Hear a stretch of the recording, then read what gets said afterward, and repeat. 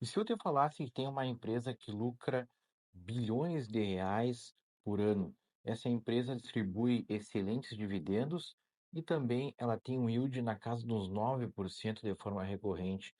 E, somado a isso, ela ainda domina 50% do market share do mercado de agronegócio.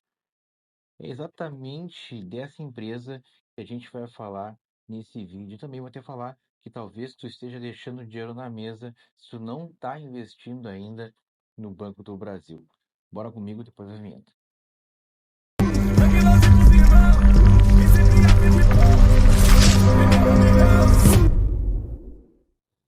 Seja extremamente bem-vindo ao meu canal. Meu nome é Michel Souza, eu sou formado em gestão financeira e certificado Ambima Série 10. No vídeo de hoje, eu vou te mostrar uma movimentação do tipo 2 em 1, porque na primeira ponta eu vendi caixa para na segunda ponta aumentar minha posição em Banco do Brasil, que na minha concepção eu acredito que seja uma oportunidade, tá? Vamos começar então pela tese do caixa. Eu não vejo muita gente falar sobre a importância do caixa, mas então eu tenho uma pergunta para ti que é a seguinte: o que que tu estava fazendo em 2021 quando a bolsa brasileira caiu 30%? Ou quando o Bitcoin caiu 52%? Se tu não te lembra, eu me lembro que nessa data eu estava simplesmente era perdendo essa grande janela de oportunidade, né? Porque eu não tinha caixa, não tinha liquidez, não tinha reserva de oportunidade. E eu fiquei olhando grandes ativos, né? Bons ativos que eu gostaria de ter na carteira ou de ter uma maior posição na carteira, como o Banco do Brasil, Banco ABCB, Bitcoin, estavam todos descontados na época. O Banco do Brasil estava R$ 15. Bitcoin estava R$ 150 mil e eu estava ali só de passageiro da agonia e não podia fazer porra nenhuma.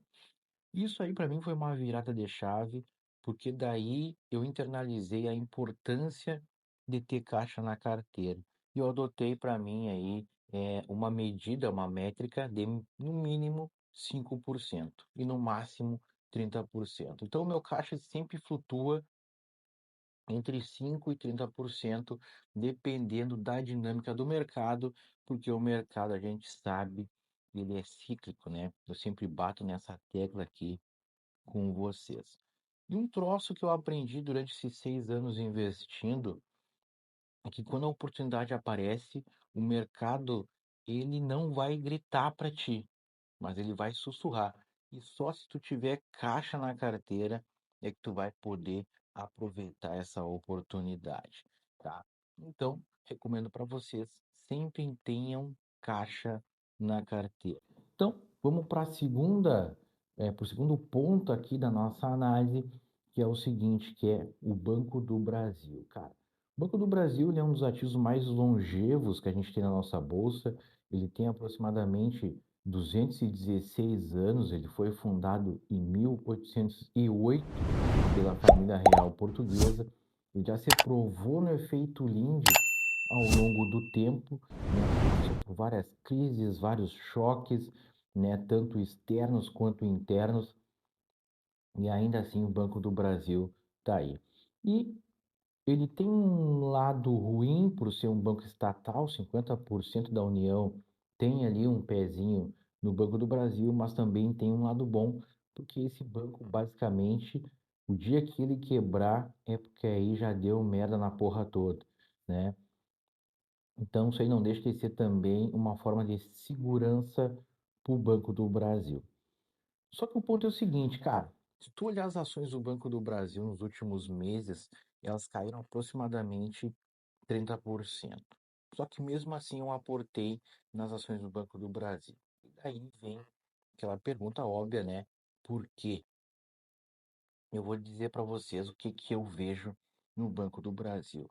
Eu acredito que o mercado ele tem pesado um pouco a mão no Banco do Brasil e uma das coisas que corroborou para isso aí, né, foi a nova resolução técnica do Conselho Monetário Nacional, que é a 4966. Essa resolução, ela trouxe algumas alterações na forma da contabilidade do banco, né? Alguns valores que eles contariam antes como receita, eles não puderam contar. Assim como também algumas pessoas jurídicas ou físicas que estavam inadimplentes acima de 90 dias e que renegociaram os seus ativos, que poderiam ser contabilizados em outro setor ali contábil, também essa resolução não permitiu, né? E conforme o estudo aqui, a gente vai destrinchar essa parte.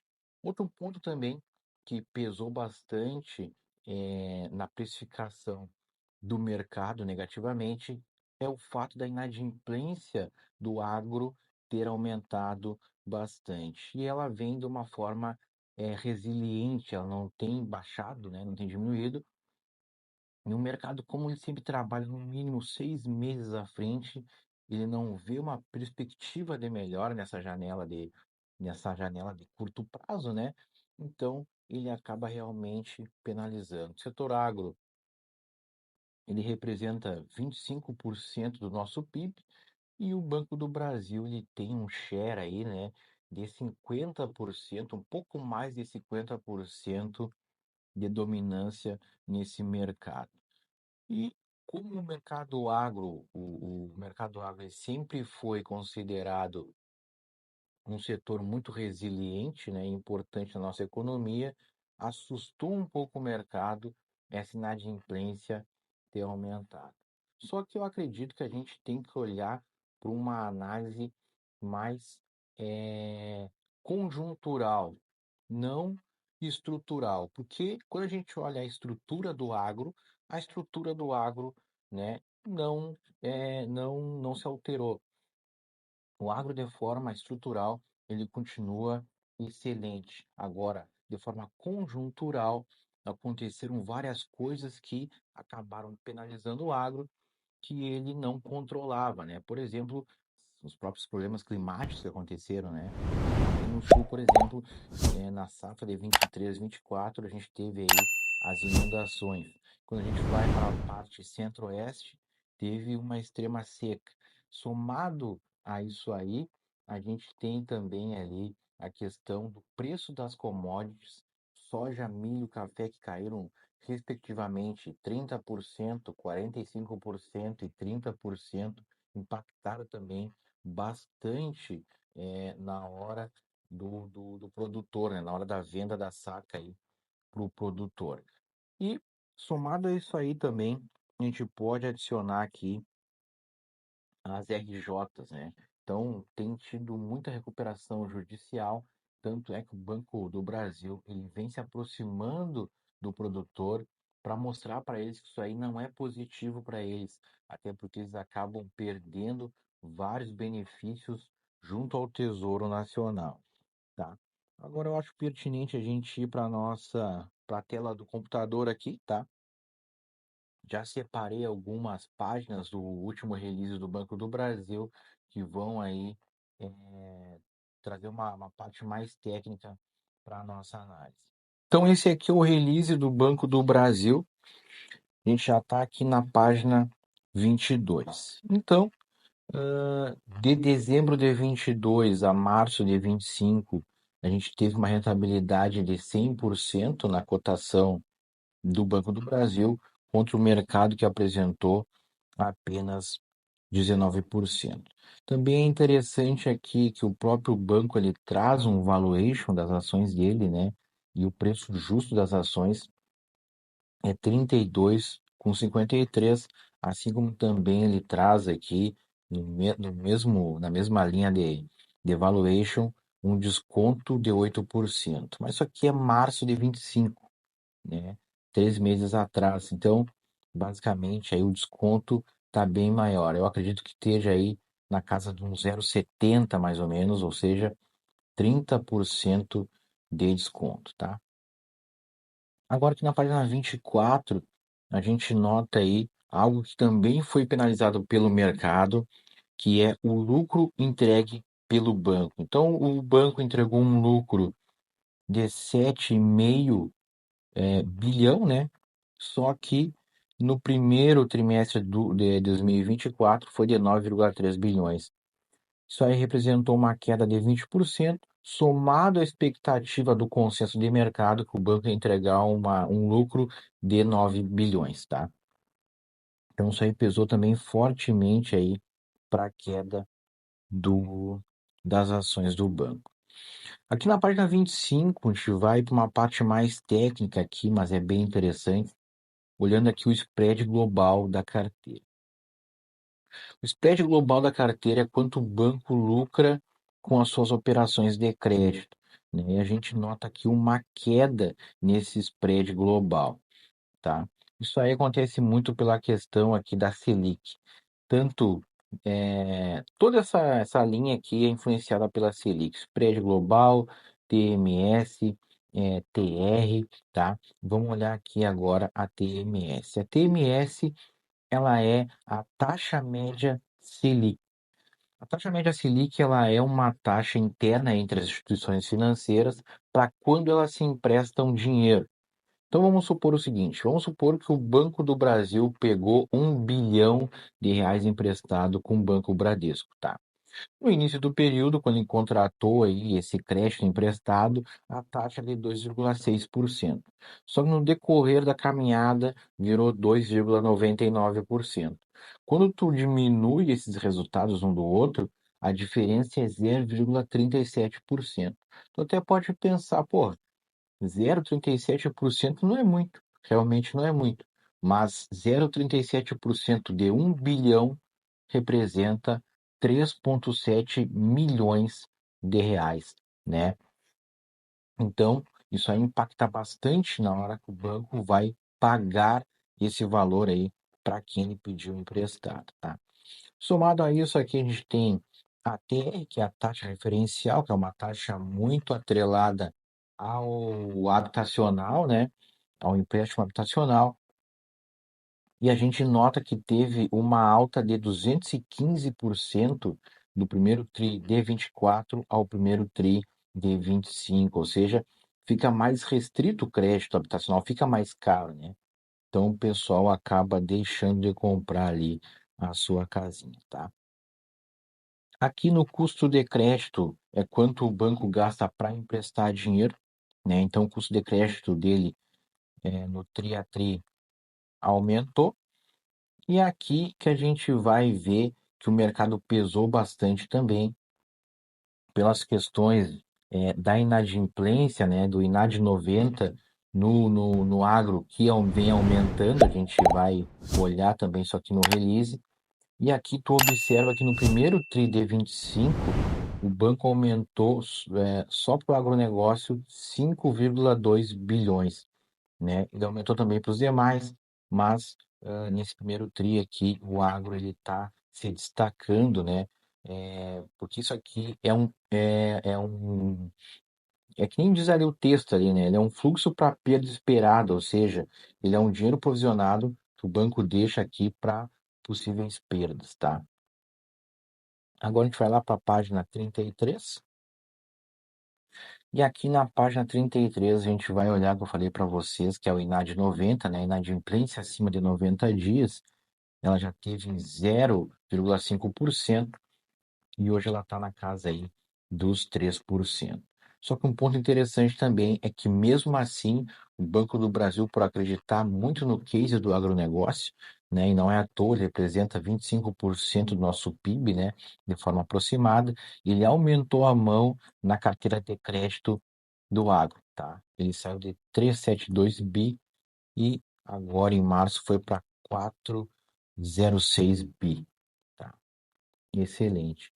E outro ponto também que a gente vai destacar é o índice de cobertura do agronegócio. Saiu de 1,78 para 1,83. Isso aqui diz para nós o seguinte, que para cada R$ 1 de dívida que o banco tem, ele tem R$ 1,83 provisionado. Tá? Para te ter uma noção, uma média aceitável, vamos dizer assim, é de 1,20. Tá? Então o banco está bem acima da média, também está bem acima da média de mercado também, tá? Aqui na página 35, então, aqui a gente vai ir para a cereja do bolo, que é a análise ali da questão da nova resolução que entrou, né? A CMN 4966, que agora o banco separa por estágios, né? Tem estágio um, 2 e 3. Então, a parte azul aqui é o saldo que o banco deixa provisionado para uma possível perda. A parte amarela é o saldo que tem na carteira de crédito e a cobertura é quanto esses 6,6 bilhões representa da carteira de crédito de 976 bilhões. Então, conforme vai aumentando o estágio, a cobertura também vai aumentando. Ó. A cobertura começa em 0,7, vai para 23 e no estágio 3 vai para quase 73%, tá? Só que aqui tem o pulo do gato. Olha o que diz aqui para nós. 38% de quem está no estágio 3, ou seja, de quem já é devedor acima de 90 dias, está adimplente, né? Está em dia com seu pagamento. O que isso quer dizer? Cara, 38% de 62 bilhões são 24 bilhões. Então, por via de regra, né, são 24 bilhões que podem deixar de estar aprovisionados se eles forem pagos corretamente, como eles estão sendo pagos corretamente, e virem para um estágio um, né?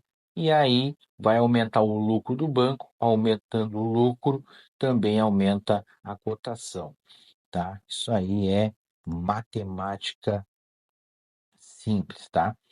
E aqui no lado direito, então, a gente tem o que está aqui, só que mais esmiuçado, né? Por pessoa física, pessoa jurídica e o agro.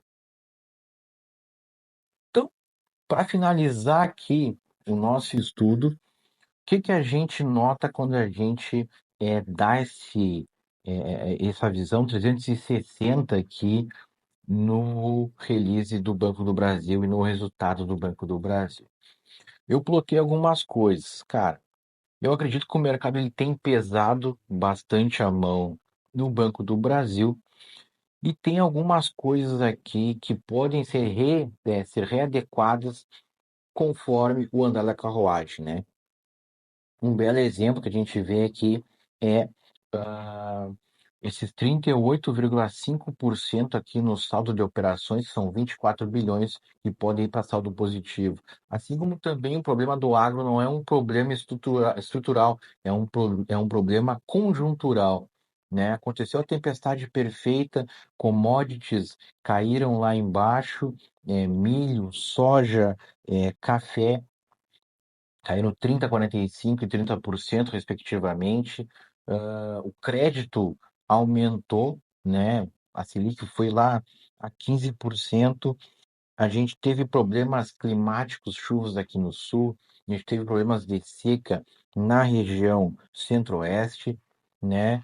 E como eu estava também falando para vocês, existem algumas receitas, por exemplo, que antes o banco contabilizava e agora com a nova resolução já não pode contabilizar. Somado nesse racional, quando a gente olha os pares do banco, como o Banco Itaú, o Banco Bradesco, o Banco Santander, os múltiplos do banco estão descontados. PL está em 4,5%, alguns sites mostram um PL de 3,9%, como o Oceans 14.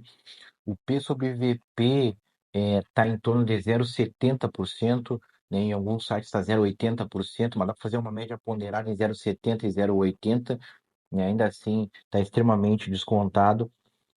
E também a gente tem que levar em consideração que o Banco do Brasil ele domina 50% do share do mercado do agronegócio, somado também à importância do mercado agro, né, do setor agro na economia do nosso país, basicamente faz girar aí a roda do Brasil, né? E representa 25% do nosso PIB. Somado a esse racional aqui, né, no pilar de investimentos, 96% da carteira do banco estão adimplentes, estão em dia, né? Apenas 4% estão inadimplentes e Corroborando com tudo isso aí, o nível de provisão do banco, né, é de uma robustez muito grande, principalmente quando a gente olha a média de mercado. Então, eu acredito, né, na minha humilde visão, que Banco do Brasil a 21 e uns quebrado é muito oportunidade, é aquele troço gritante, assim, piscando em vermelho na tua tela, que tu não pode deixar passar, tá? Te agradeço por tu ter me disponibilizado o teu ativo mais importante, mas antes disso, curte o vídeo, compartilha, se inscreve no canal, ativa o sininho. Então, muito obrigado por ter me deixado o teu ativo muito importante, que é o teu tempo. Ficamos por aqui. Até mais. Tchau, tchau.